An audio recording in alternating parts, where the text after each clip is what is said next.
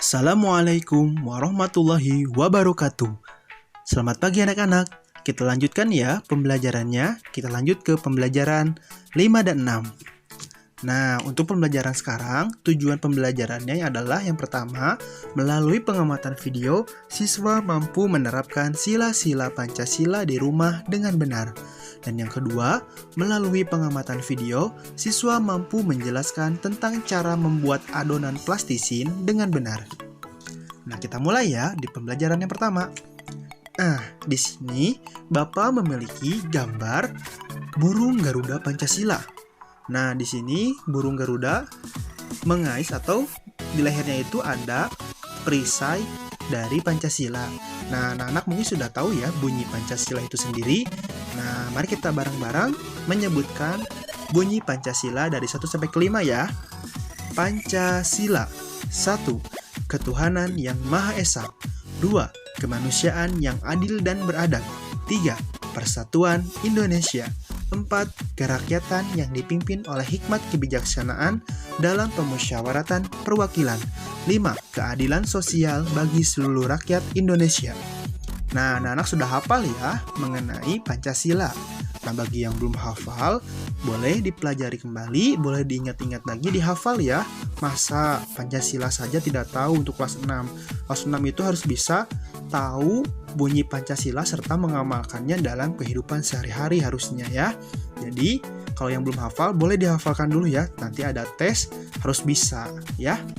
Selanjutnya, nah, di sini Bapak memiliki penerapan Pancasila di rumah. Jadi, ada beberapa poin dari Pancasila, seperti contohnya nilai yang terkandung dalam sila ketuhanan yang Maha Esa, itu contohnya seperti takwa terhadap Tuhan yang Maha Esa. Seperti kita melaksanakan ibadah sholat, mengaji, itu merupakan bentuk takwa terhadap Tuhan yang Maha Esa. Kemudian, toleransi dan penghormatan kepada agama atau kepercayaan lain. Jadi, kita harus saling menghargai atau memberikan toleransi kepada teman ataupun seseorang yang berbeda agama. Kemudian, yang ketiga, kerukunan antar umat beragama.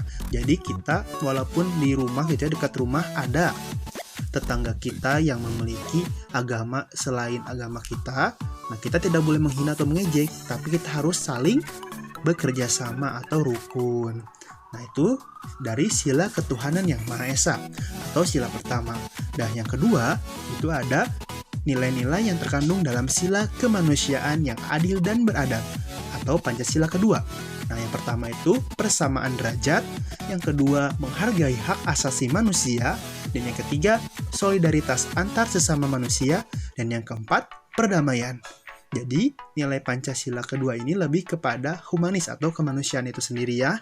Jadi, seperti menghargai hak asasi manusia, itu merupakan contoh dari kemanusiaan yang adil dan beradab. Dan yang ketiga, yaitu nilai-nilai yang terkandung dalam sila Persatuan Indonesia sebagai berikut. 1. Memakai bahasa persatuan, yaitu bahasa Indonesia. Yang kedua, mengutamakan persatuan dan kesatuan dalam perbedaan. Yang ketiga, mencintai terhadap tanah air Indonesia. Nah, jadi untuk sila ketiga ini lebih mengedepankan yang namanya apabila ada sebuah yang namanya perbedaan, kita harus tetap bersatu. Jadi, kita memiliki semboyan Bhinneka Tunggal Ika atau berbeda-beda tetapi tetap satu. Nah, selanjutnya itu ada nilai Pancasila sila keempat, kerakyatan yang dipimpin oleh hikmat kebijaksanaan dalam pemusyawaratan perwakilan. Nah, yang pertama itu contoh nilai-nilainya itu yang pertama, keputusan yang diambil harus berdasarkan musyawarah sampai mencapai kesepakatan bersama. Jadi ketika kita melakukan rapat, apabila kita ingin menentukan keputusan, itu harus bersama-sama dimusyawarahkan untuk mengambil suara terbanyak. Tidak boleh saling egois dengan jawaban atau pendiriannya masing-masing. Yang kedua, tidak memaksakan kehendak orang lain. Jadi kita tidak boleh memaksakan ketika orang lain itu tidak setuju dengan pendapat kita tidak boleh memaksakan pendapat kita itu kepada orang lain. Dan yang ketiga, kekeluargaan harus diutamakan. Nah, selanjutnya ada yang kelima ya, atau yang terakhir yaitu sila kelima, keadilan sosial bagi seluruh rakyat Indonesia. Nah, nilai-nilai yang terkandungnya itu seperti berikut. Yang pertama, harus bersikap adil. Yang kedua, menjaga keseimbangan antara hak dan kewajiban. Dan yang ketiga, dapat menghormati hak-hak orang lain. Nah, itu merupakan beberapa nilai-nilai yang terkandung dari Pancasila pertama hingga kelima. Nah, selanjutnya, di sini ada salah satu contoh penerapan Pancasila di rumah. Nah, di sini ada gambar orang yang sedang beribadah, sholat ya. Nah, ini merupakan bentuk penerapan sila pertama, takwa kepada Tuhan Yang Maha Esa.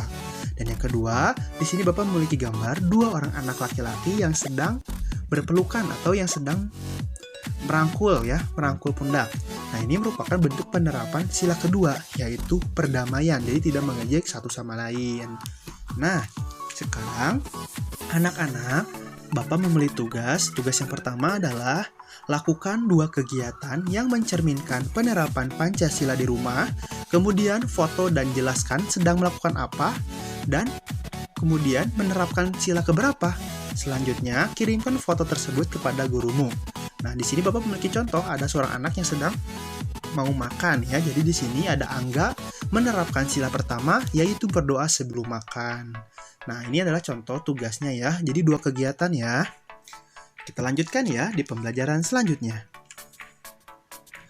Patung.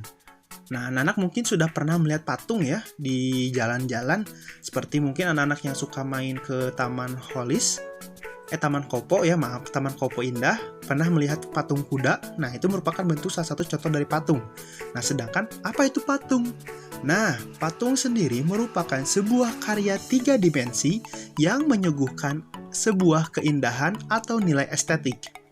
Nah, jadi patung ini banyak macamnya dan banyak sekali bahan-bahan dalam membuat patung. Di sini Bapak memiliki salah satu contoh proses pembuatan patung dari tanah liat. Pembuatan patung tanah liat itu dapat dilakukan dengan teknik cetak, tekan maupun ukir. Untuk teknik cetak, tekan dan ukir sebaiknya menggunakan tanah liat plastis. Jangan menggunakan tanah liat yang terlalu lembek, karena akan menyulitkan untuk memperoleh bentuk yang tepat, rapi, dan jelas. Tanah liat yang terlalu lembek akan melengket pada cetakan gips sehingga sulit diangkat dari cetakan dan sulit untuk diukir. Itu merupakan proses pembuatan patung dari tanah liat. Nah, di sini Bapak juga memiliki contoh bagaimana cara kita membuat adonan plastisin. Jadi, kita tidak usah beli ke warung. Kita bisa juga membuat plastisin itu sendiri. Nah, bahan-bahannya sudah tertera, boleh anak-anak baca. Apabila kecepatan, boleh anak-anak pause ya. Kita lanjutkan ya. Nah, di sini ternyata sudah ada tugas yang kedua. Nah, anak-anak di sini hanya menjawab pertanyaan dengan benar ya. Di sini ada 3 pertanyaan. Yang pertama, apa yang dimaksud dengan patung? Dan yang kedua, patung termasuk ke dalam karya titik-titik dimensi. Dan yang ketiga, tuliskan langkah-langkah cara membuat adonan plastisin. Selamat mengerjakan tugas ya anak-anak. Sekian pembelajaran hari ini. Anak-anak, apabila ada yang kurang difahami, boleh diulang lagi videonya. Tetapi, kalau misalkan masih diulang ada yang kurang difahami, boleh hubungi gurunya ya. Terima kasih. Assalamualaikum.